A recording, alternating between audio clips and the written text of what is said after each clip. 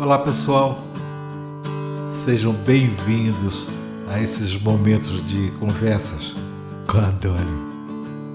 Dolly, cumprimento pessoal. Isso.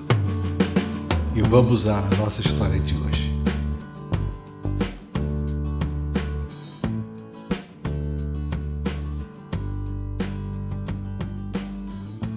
Dolly.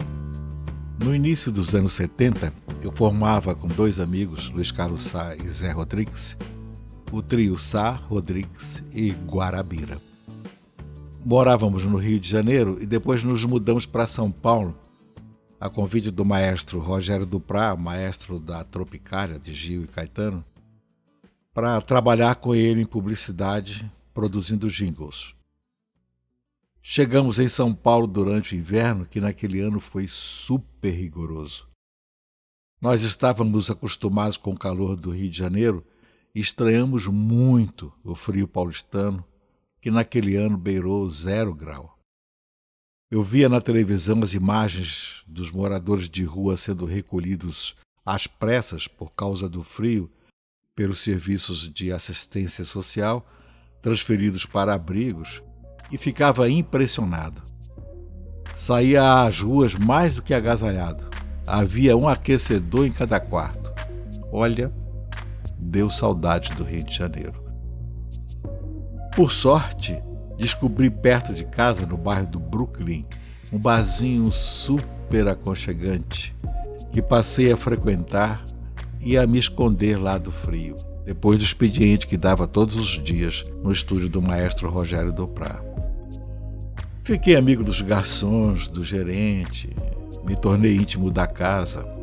Era sempre o último freguês a sair. Ajudava a fechar o bar, já sabia onde desligar as luzes, enfim. Ajudava a conferir se estava tudo em ordem antes de trancar as portas e nos despedirmos. Porém, numa dessas noites, Dolly, fazia tanto frio que poucos fregueses se arriscaram a sair de casa e chegou um dado momento em que eu estava sozinho lá no bar. Era o único freguês.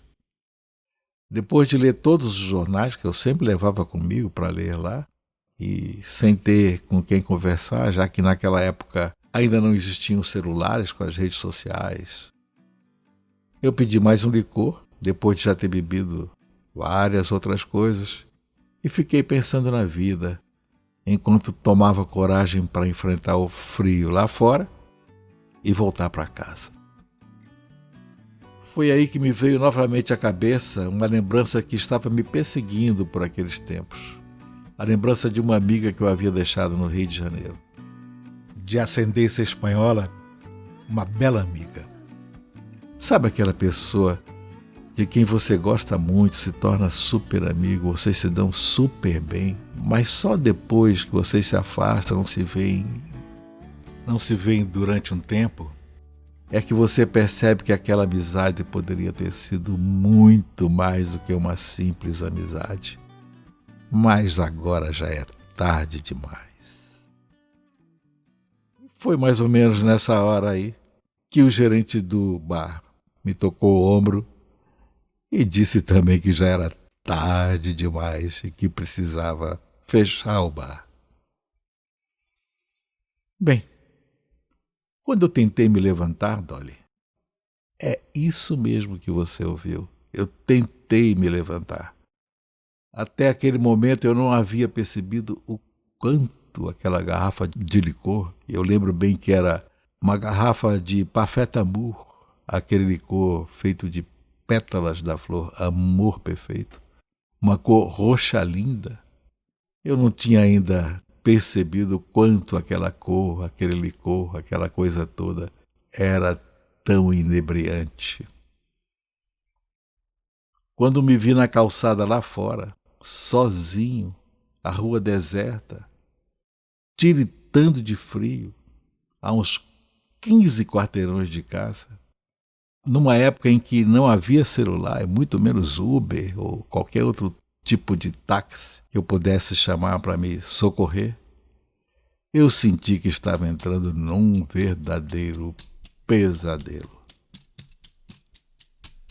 O primeiro golpe de vento super gelado me bateu no rosto. Até foi bom para me despertar e decidir que só existia uma maneira de sair daquela situação.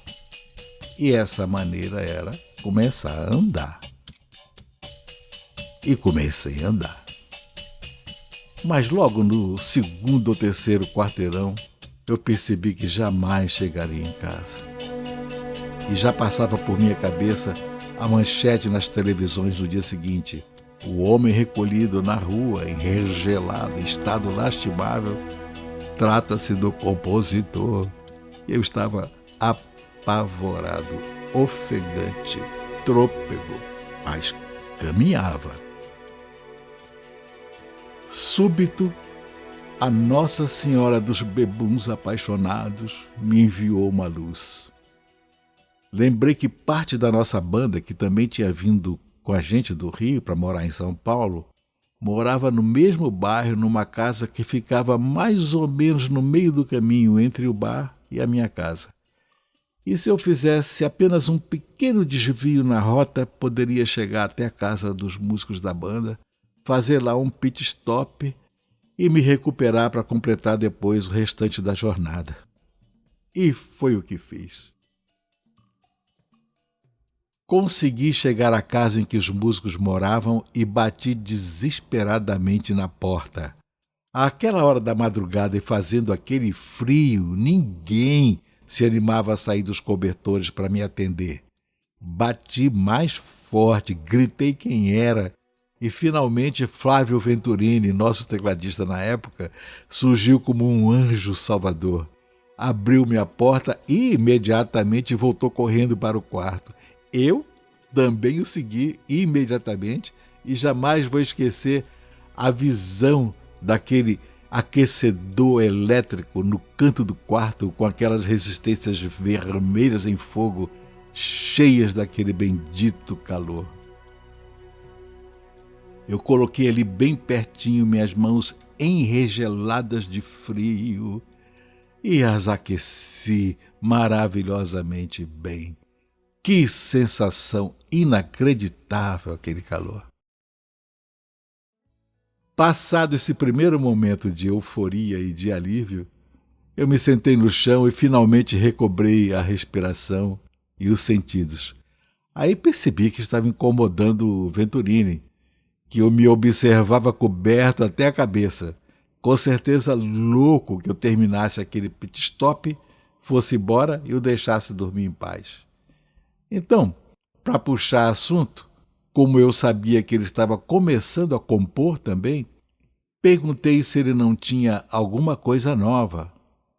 Ele puxou uma viola de 12 cordas de debaixo da cama e me cantou uma composição extremamente linda. Eu, ainda sob o efeito daquele licor, não sabia direito o que pensar. Aquela melodia me tocou tão fundo que eu perguntei para ele se eu podia arriscar uma letra. Ele me arranjou papel e caneta. Escrevi o poema de uma só vez, sem voltar para corrigir sequer uma vírgula. Devolvi a ele o papel e a caneta e falei que ia embora. E aquilo de fazer a letra parece até que tinha me ajudado a recobrar as forças. E consegui finalmente chegar em casa. No dia seguinte, já bem tarde, Flávio Venturini me ligou para dizer que a letra tinha ficado ótima. Só que eu não lembrava de ter passado na casa dele. A noite anterior ainda era uma névoa em minha lembrança. E foi assim que, pela primeira e única vez em toda a minha vida, eu fiquei conhecendo uma poesia inédita minha através de outra pessoa. E até hoje, Dolly, fico me perguntando de onde vieram aqueles versos. Essa lua sobre mim, essa fruta sobre o meu paladar. Te amo, espanhol. Te amo.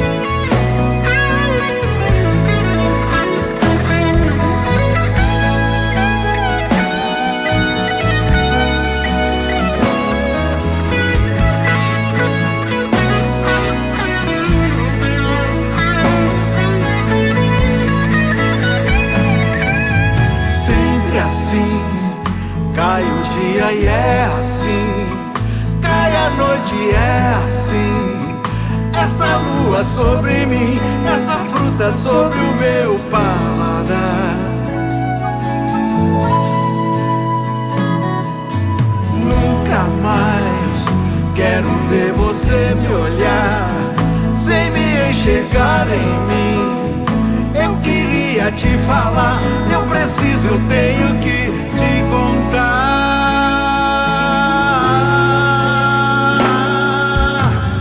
Te amo, espanhola. Te amo, espanhola. Pra que chorar? Te amo. Te amo, espanhola. Te amo, espanhola. Pra que chorar? Te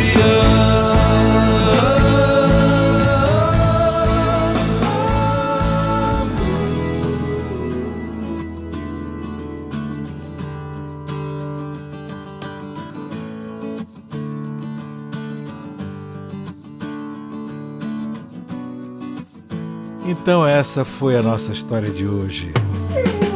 Espero que todos tenham gostado. Dolly, espero que você tenha gostado também. E até a próxima. Dolly, vamos passear?